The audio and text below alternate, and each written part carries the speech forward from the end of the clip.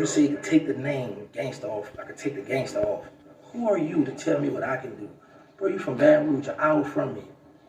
You're not even much qualified to speak on me, man. Stay in your lane. Stay in the rap lane, matter of fact. You're not even much a street dude. In jail, when you went there, those are the same homies that I reached out to make sure you was okay. And you know what they came back and say? Oh, he good, he in protected custody. So when you get on Vlad and you be telling all these old wild, goofy stories about you was in Angola, man, you was in protected custody, man. It sounds like a contradiction to me with you. Because you would say on one hand, you had respect for me with all the stories you heard in the streets. That's why you had the respect for me. However, you lost respect for me because of the rumors of what you're hearing now.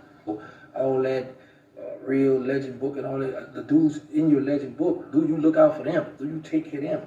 The guy that took the charge for you, you ain't must help this man get a lawyer, but you get on Vlad and speak like you got so much morals and principles, but yet you wild out and do goofy stuff yourself. Gangsta addressed a lot of things in the situation, what Boosie spoke upon as far as talking about the jailhouse, talking about street issues, talking about, you know, you had a respect for me just because of what you heard. You didn't know the man. See, and that's how it go in these streets. You know what I'm saying? People go off a reputation you have, but they don't know their man. You know what I'm saying? So Gangsta really kind of showing us who he really is. And when you see Gangsta, you kind of see a genuine person. But from the street aspect, they say he snitched.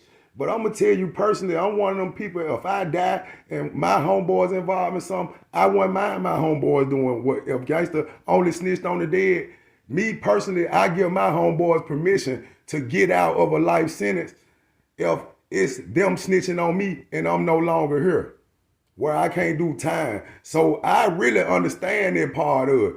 But the way they going at Gangsta with this is as if some of these people believe as if Gangsta did some snitching on the streets or it's something undercover that done went on with Gangsta. But from what Gangsta saying happened, if that's the truth, then I don't see no problem with it.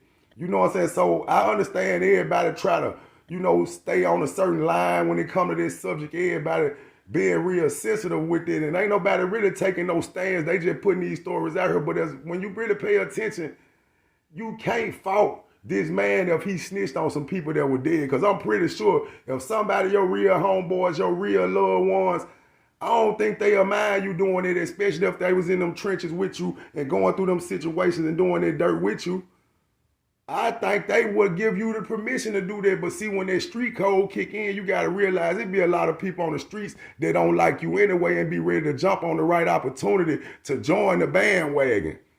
You know what I'm saying? Because see, from a street perspective, we can see what Boosie point. A lot of people can't understand what Boosie's saying, that he don't trust it. Because what was the benefit, what Gangsta get out of snitching on some people that's dead? What is that doing for the prosecution?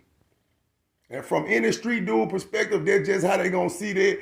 And when it's just like, it's a separation from if you're looking at life in a street way, or if you're looking at life kind of like on a different path or on the other side of the tracks, then you understand it because your life have more of a purpose. We always make such a big deal about what the next brother doing in their life. Whatever Gangsta did, it ain't affecting nobody and nobody's circumstance. But for some reason, man, in our community, we always focus on all the small negative things. You know, we can't pinpoint and say, okay, Gangsta got this person locked up or this person behind bars because of Gangsta. Man, all you can do is judge a man on the content of his character and pay attention, man. That Gangsta really seemed like he one of them people that changed, man. But I can understand a street guy not want to be around him because they don't know if he out and he may be possibly getting some people now. You never know what's going through a person's mind. But the presentation of Gangsta, man, it just seemed like a guy that want to live. It just seemed like a guy who realized the wrong things he done, but you got to realize these guys come from these conditions, man. All this going back and forth, Gangsta and Boosie, I think they need to kill their energy, you know what I'm saying, just leave each other alone. Because they on two different paths in life, man. All that back and forth, man, they ain't going to do nothing but cause something bigger. Some more destruction, some more people involved. So, man, it's best to leave that situation alone, man, and just let each other live.